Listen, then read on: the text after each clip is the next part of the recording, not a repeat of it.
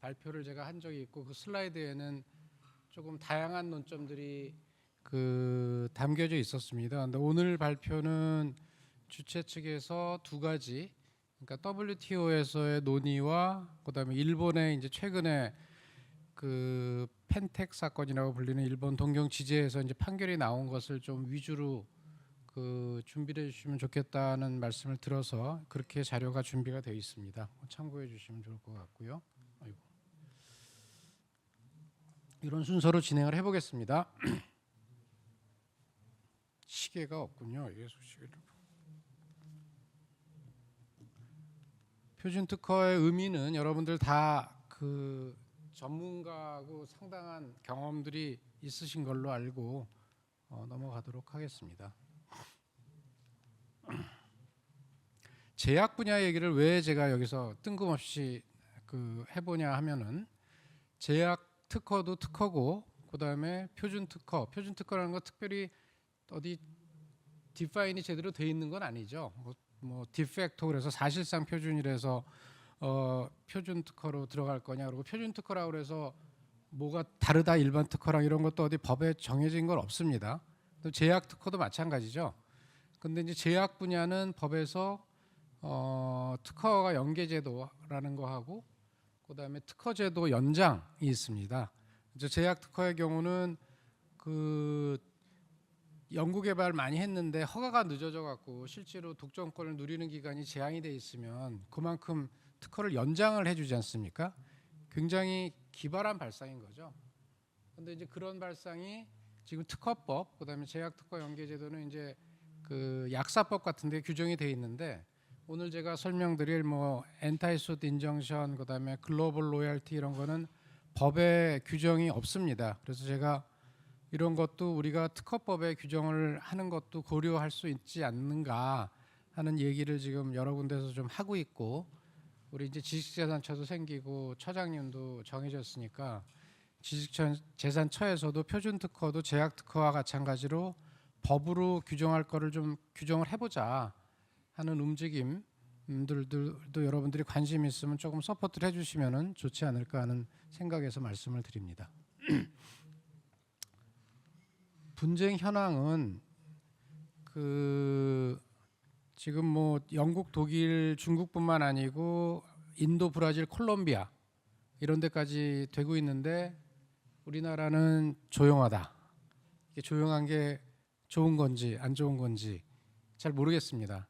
그래서 저도 어떻게 하다 보니까 최근에 이제 표준 특허 관련된 이런 뭐 발표도 많이 하고 최근에 또 특허법학회라고 특허업계에서 굉장히 좀 유명한 법원의 판사님들도 같이 하시는 법학회가 지난주 토요일 날 했었는데 거기서도 또 표준 특허가 이슈였고, 제가 홋카이도 가서 이제 강의를 하고 있는데 거기서도 또 표준 특허 얘기를 했고, 이래서 지금 발표나 강의는 굉장히 활발한데 아직까지 우리나라에 사건이 없고, 이제 일본의 동경지제에서 올해 4월, 5월에 이제 사건이 생긴 게 일본 내에서는 굉장히 화제가 되고 있다는 점 조금 이따 다시 말씀을 드리겠습니다. 언와이드 플래닛 사건은 여러분들 너무 잘 아실 것 같아서 글로벌 로열티를 정하게 된 그런 유명한 사건이죠. 그래서 언와이드 플래닛 UK 영국 사건인데 여기서 이제 돌이켜 보면은 그런 아이디어가 가능할 수도 있겠다 싶은데, 그러니까 표준 특허라는 게 결국 특허라는 게 속지주의 원칙이니까 우리 잘 아시는 대로 특허 침해 소송 생기면 손해배상, 우리나라의 손해배상 정하면 우리나라에서 침해 행위와 인과관계가 있는 손해가 한정이 되고, 그 손해배상 산정 방법이 특허법 128조 보면은 이제 뭐 2항, 4항 뭐 이렇게 쭉 규정이 돼 있지 않습니까? 그게 표준 특허라면은 그 방법이 적용이 안 되고 다른 방법이 적용돼야 된다, 어디 법에 써 있는 게 전혀 아니죠. 근데 이제 영국에서도 법 전문은 유사한 상태였을 텐데 이거는 표준 특허는 영국에서만 손해배상 내려갖고 영국에서만 로열티 얼마 이렇게 내려서 해결될 문제가 아니구나, 전 세계적으로 로열티를 한 법원에서 내려줘야 되는구나 하는 이제 발상을 한 판사님이 하시게 됐는데, 그분이 콜린 펄스라는 판사님입니다. 국제회의에서도 굉장히 많이 다니시고 저도 볼 기회가 많고 최근에는 이제 그분 사무실도 방문해서 조금 얘기를 나눴는데 이런 발상 때문에 자기가 그렇게 하게 됐다 했는데 이게 지금 전 세계 이제 실무가 되고 이게 과연 적정한지가 WTO에서도 지금 다퉈지고 있는 이제 그런 사건이라서 언와이드 플래닛 사건은 굉장히 유명한 사건이니까 혹시 그 잘 아시겠지만 그 잘 검토해둘 필요가 있을 것 같습니다.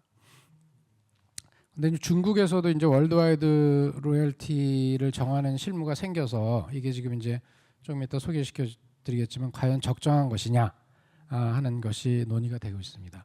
참고로 언와이드 플래닛 사건의 이제 사고 방식은 내가 월드와이드 아니면 뭐 글로벌 로열티 얼마로 이렇게 정해 줍니다. 그래서 이거를 내시거나 피고는 이게 만일 동의를 못 하겠으면 내가 금지 청구를 받아들여서 금지 명령을 냅니다.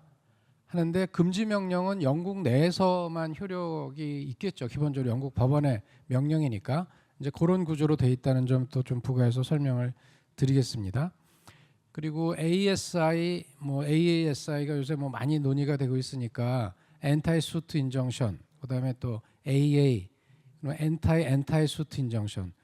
저도 뭐 지재 실무를 오래 했다고 하는 사람인데 표준 특허 관련해서 이 논쟁이 생길 때까지는 이런 게 있는지 몰랐습니다. 그래서 여러분들도 아마 법률 전문가들이라도 모르는 사람 굉장히 많고 변호사들도 모르는 사람 굉장히 많은데 그 엔타이 수트 인정션이라는 것은 예를 들면 중국에서 지금 소송 중인데 동일한 당사자가 독일에서 또 소송을 했다.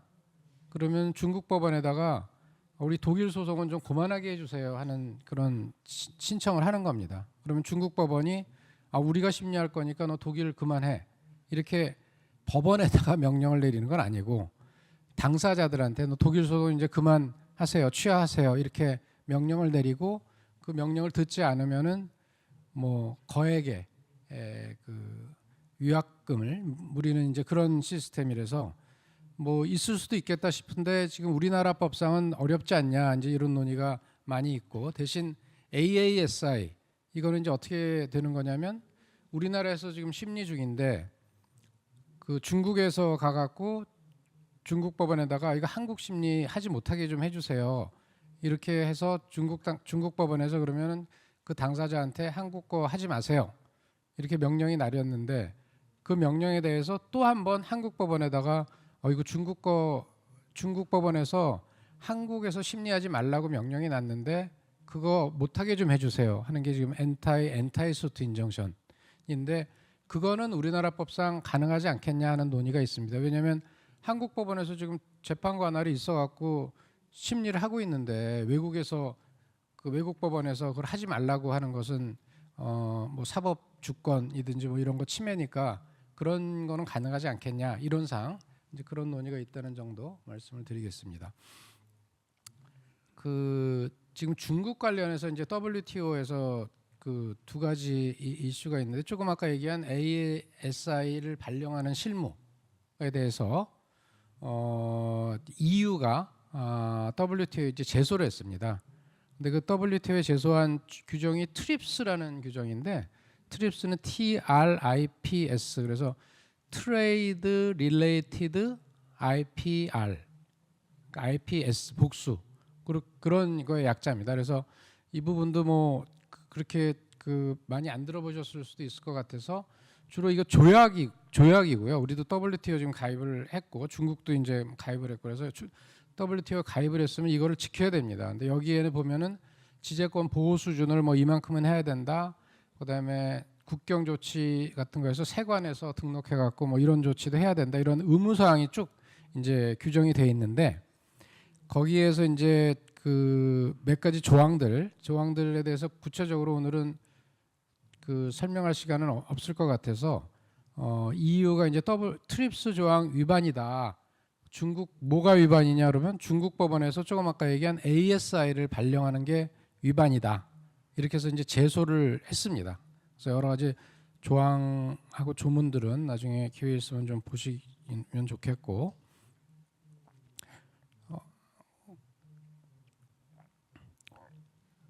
그래서 그 중국의 이제 반박도 있었던 거죠. 중국은 트립스 협정이 기본적으로 속지주의적인 성격을 갖고 있는데 내가 우리나라 법에서 허용하는 걸 했는데 왜 그러느냐. 그다음에 유럽은 그 법원 중국이 어떤 그런 팔레시를 갖고 있다. ASI를 채택하는 그런 건데 중국은 보통 그렇게 얘기하죠. 이거는 뭐 팔레시가 아니고 그냥 법원이 자발적으로 판사님들이 하는 걸 우리가 어떻게 하느냐. 이제 이런 식의 반박도 있었습니다. 그리고 중국은 우리가 그냥 ASI를 막 발령한 게 아니고 나름대로 기준이 있다. 나름대로 기준이 있어서 법원이 한 건데 한 법원이 한 걸 가지고 왜 그 국가를 상대로 해갖고 시비를 거느냐. 이제 이런 그 반박이 있었고요. 그다음에 이제 중요하고 저도 아직 그 답을 못 내는 것이 아니 ASI가 중국만 하는 거냐? 지금 아까 그 언와이드 플래닛 UK에서 시작한 거고 뭐 좀 독일도 하고 다 하는데 왜 우리만 그러느냐 하는 게 저는 어느 정도 설득력이 있지 않을까 그런 생각을 하고 있는데 실무적으로는 이제 중국의 조금 차이점은 ASI를 발령을 하면서 이제 위반하면은 굉장히 거액의 그 페널티. 근데 그거는 사실은 우리나라도 가처분 명령 같은 걸 하면서 위반하면은 간접감죄금이라는 게 있거든요. 하루당 뭐 100만 원, 하루당 1000만 원 이런 경우도 있고 그래서 그거 자체는 어쨌든 뭐 엔타이수트 인정선이니까 금지 명령이니까 그걸 위반했을 때 실효성을 확보를 해야 되지 않겠습니까? 그래서 그거 자체도 그렇게 특이한 건가 하는 생각이 좀 있긴 한데 어쨌든 중국은 거액의 그 이행 강제금을 또 부과한다는 그런 좀 특징이 있는데 이제 올해 4월에 그 패널이 1심에 이제 해당하는 거죠. 패널이 이제 판정을 했는데 중국의 유리한 판정, 또 불리한 판정 이렇게 나뉘어 있어서 그 뭐 유리한 부분도 있고 이제 불리한 부분도 있었습니다. 근데 결론은 그거는 트립스 위반까지라고까지는 좀 그렇다 하는 이제 판정을 그 했었습니다. 그래서 1심에서는 이제 중국이 그래도 디펜스에 이제 성공을 했다고 보이는데 이제 항소를 했죠. 항소를 해서 불복을 해서 이제 항소를 했더니 항소심에 해당하는 이제 중재판정부에서는 판정을 내렸는데 뭐 일부 중국말이 맞긴 한데 그래도 이거는 그 트립스 규정 위반이다 이렇게 판단을 내렸습니다.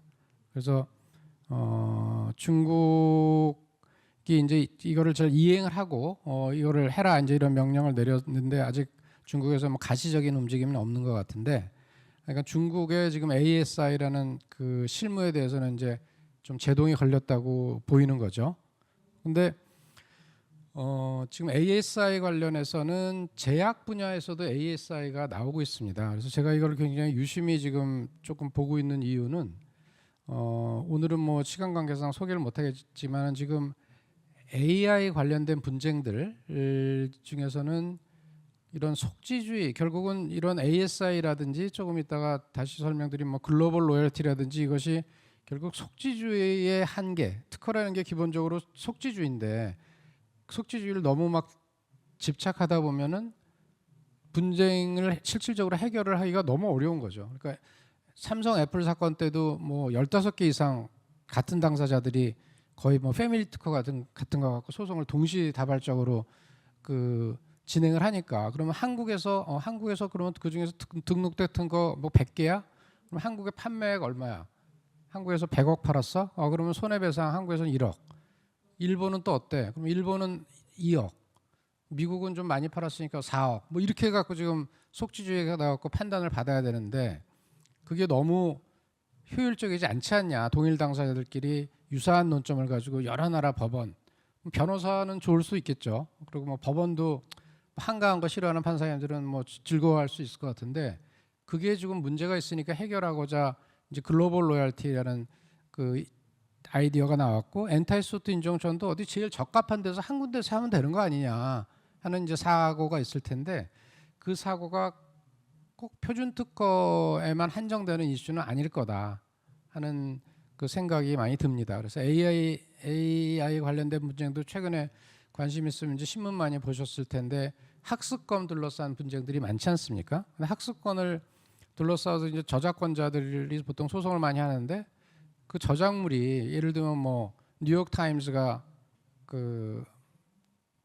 AI 업체들 메타라든지 이런 데 소송 거는데 뉴욕 타임스 기사가 검색을 하는 게 미국에서만 검색이 가능한 게 아니고 어느 나라에서도 검색이 가능하고 그러면 어느 나라의 소송에도 관할이 있게 되는 이제 이슈가 있어서 이제 ASI라든지 글로벌 로열티 프랙티스가 표준 특허에서 촉발되긴 했지만 이제 다른 영역에도 그 참고될 가능성이 많다 하는 생각이 들어서 예의주시를 할 필요가 있겠다 생각을 합니다.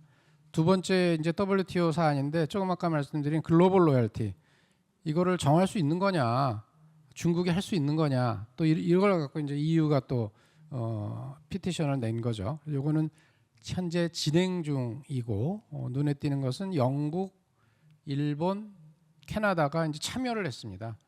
뭐 꼭 이제 보조청과 비슷하게 법성으로 하면. 그래서 이제 중국을 상대로 또 글로벌 로열티 정하지 마라.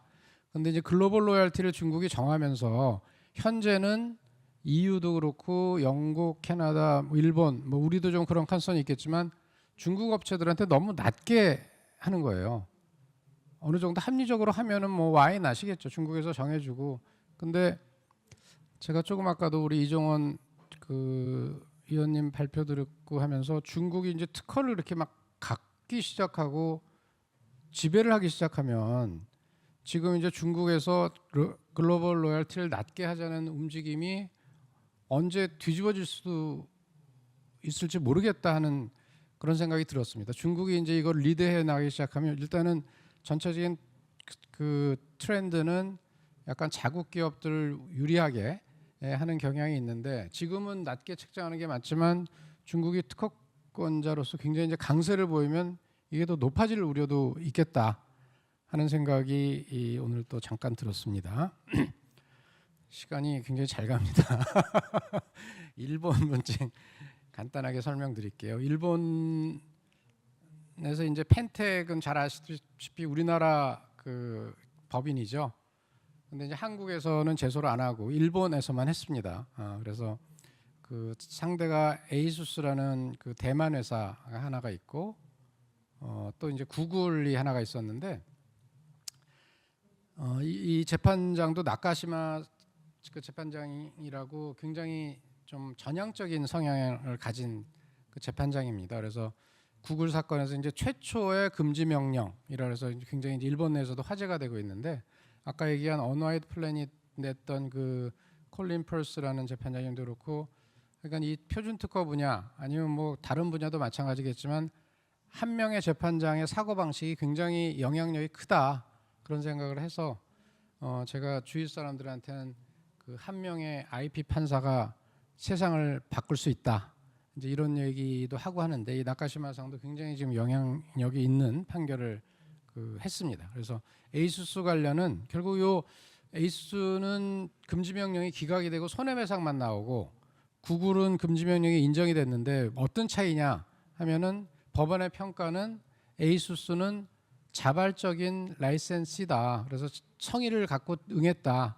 근데 구글은 법원에서 하라는 것도 잘 안 하고 그 시간만 끌었다. 이런 게 지금 팩트 파인딩인데 좀 다툴 여지가 있는 것 같습니다. 그래서 그거 참고하시면 될 것 같고 그 다음에 이제 여러분들한테 조금 시간이 없지만 소개시켜드리고 싶은 것은 잠깐만요. 조금 미안합니다. 계속 좀 시간상 넘어가겠습니다. 요 에이수스 사건에서 손해배상 산정 방식인데 예, 그 지금 글로벌 로열티를 산정하는데 두 가지 방식이 있다고 얘기를 합니다. 하나는 탑다운 방식, 두 번째가 이제 comparable license라는 방식인데 탑다운 방식은 지금 LTE 특허였거든요. 이슈가 LTE 특허 전체가 몇 개예요? 그러면 그게 뭐 800개입니까? 1300개입니까? 전체 중에서 지금 원고가 주장하는 특허가 몇 개입니까?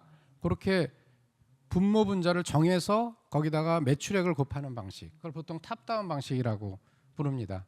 근데 직무 발명 건에서도 좀 그렇고 그다음에 요 삼성 애플 사건에서도 동경 그 고제 대합의체가 탑다운 방식에다 플러스 또 기여율을 곱해라 이런 이제 그 의견을 낸 적이 있었어요. 그러니까 기여율까지 곱하면 더 낮아지는 거죠. 근데 이제 요 나카시마 재판장님은 거기다가 기여율까지 곱하는 것은 중복이다.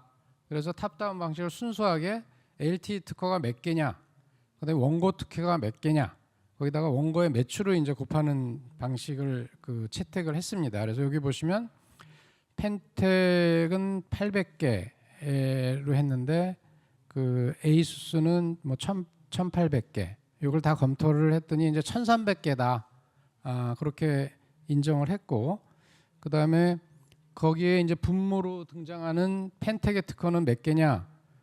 원래 2개 주장을 했는데 패밀리니까 1개다 이렇게 그 산정을 했는데, 여기서 여러분들이 좀 눈여겨봐야 될 것은 이 분모는 전 세계적인 특허인데 분자는 일본 특허입니다. 그러니까 이건 글로벌 로열티 산정 방식은 아닌 거죠.